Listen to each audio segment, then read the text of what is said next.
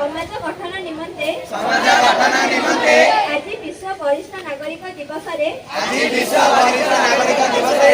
ମୁଁ ଶପଥ ନେଉଛି ଯେ ମୁଁ ସର୍ବଦା ବରିଷ୍ଠ ନାଗରିକ ମାନଙ୍କର ସମ୍ମାନ କରିବି ଓ ସେମାନଙ୍କର ଯତ୍ନ ନେବି ସେମାନଙ୍କୁ ଦୁର୍ବ୍ୟବହାର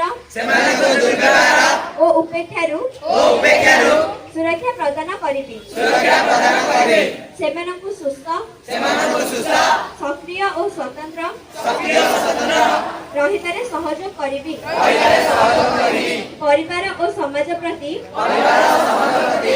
ସେମାନଙ୍କର ଯୋଗଦାନର ସମ୍ମାନ କରିବି ଓ ସେମାନଙ୍କୁ ମହତ୍ୱ ଦେବି ନିଜର ଶବ୍ଦ ତଥା କର୍ମ ମାଧ୍ୟମରେ ସେମାନଙ୍କ ପ୍ରତି ମୋର କୃତଜ୍ଞତା ବ୍ୟକ୍ତ କରିବି। Hands down.